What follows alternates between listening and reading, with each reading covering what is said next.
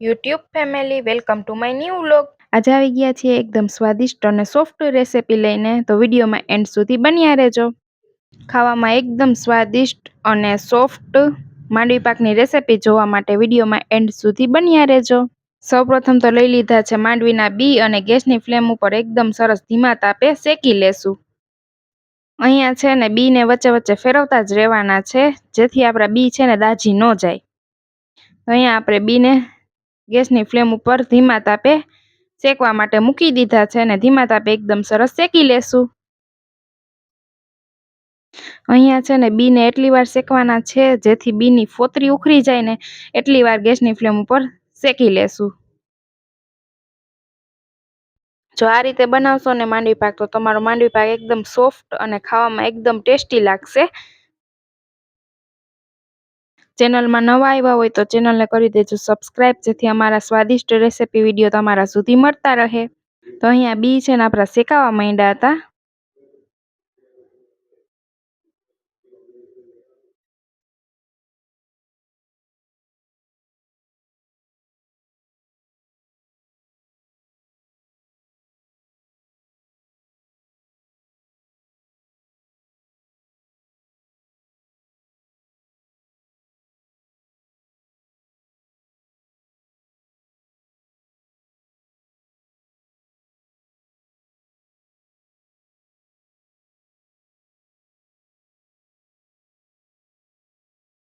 હવે અહીંયા આપણે બી જોઈએ ને તો બીની ફોતરી છે ને આપણે હાથથી ઉખડવા માંડી છે, એવા શેકી લીધા છે.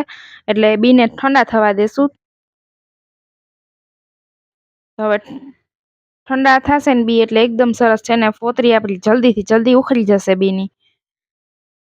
અહીંયા આપણે બી છે ને રેડી કરી નાખ્યા છે એકદમ સરસ. હવે નાખી દીધા છે મિક્સરના ખાનામાં. તો કરી લેશું મિક્સરમાં એકદમ સરસ ક્રશ. તો અહીંયા થોડીક જ વારમાં આપણા બી છે ને એકદમ સરસ ક્રશ થઈને રેડી થઈ ગયા છે. અહીંયા બીને છે ને થોડાક દરદરા રાખવાના છે, એકદમ ક્રશ નથી કરવાના. તો અહીંયા આપણા દરદરા બી ક્રશ થઈને એકદમ મસ્ત રેડી થઈ ગયા છે. તો હવે કરી લેશું ચાસણી. ચાસણીની પણ આપણે પરફેક્ટ રીત આપેલી છે. તો કડાઈમાં લઈ લીધી છે ખાંડ. અહીંયા છે ને બી હતા ને એનાથી થોડીક ઓછી લીધી છે આપણે ખાંડ. જો તમારે મીઠું વધારે કરવું હોય માંડવી પાક, તો એ પ્રમાણે ખાંડ લઈ શકો છો. જેટલું તમારે મીઠો કરવો હોય ને માંડવી પાક, એ પ્રમાણે તમે ખાંડ લઈ શકો છો. અહીંયા કડાઈમાં ખાંડ એડ કર્યા બાદ થોડુંક નાખી દીધું છે પાણી ચાસણી માટે. અને મારે મીડિયમ માંડવી પાક કરવો હતો એટલે ખાંડ છે ને થોડીક ઓછી લીધી છે. તમારે જેટલો મીઠો કરવો હોય એ પ્રમાણે તમે ખાંડ લઈ શકો છો મીઠાશ પ્રમાણે. હવે ચાસણી થાય છે તો આપણે લઈ લીધી છે એલચી, બેસ્ટ ફ્લેવર આપવા માટે. જો તમારે એલચી ન નાખવી હોય તો સ્કીપ પણ કરી શકો છો. તો એલચીને છે ને ખાંડી લેશું. અહીંયા આપણી ખાંડ છે ને એકદમ સરસ ઓગળી ગઈ હતી. હવે વચ્ચે વચ્ચે ફેરવતા રહીશું. જો તમારી ચાસણી પરફેક્ટ બનશે ને તો તમારો માંડવી પાક છે ને એકદમ સોફ્ટ બનશે ખાવામાં. તો અહીંયા આપણી ખાંડ પરફેક્ટ ઓગળી ગઈ છે ને વચ્ચે વચ્ચે ફેરવતા જ રહીશું. તો હવે આપણી છે ને ચાસણી થવા માંડી હતી ખાંડની. તો હવે આપણે એમાં જ નાખી દઈશું એલચી પાવડર. જે આપણે એલચી ખાંડી લીધી હતી એ એલચી પાવડરનો ટેસ્ટ છે ને માંડવી પાકમાં બેસ્ટ લાગે છે. જો તમારે ન નાખવો હોય તો સ્કીપ પણ કરી શકો છો.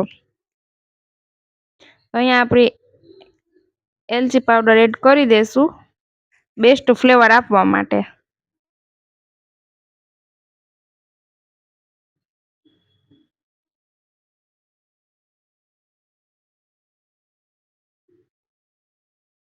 વચ્ચે વચ્ચે ફેરવતા રહીશું. આપણી ચાસણી છે ને થવા માંડી છે, સાઈડમાં ચોટે નહીં એટલે.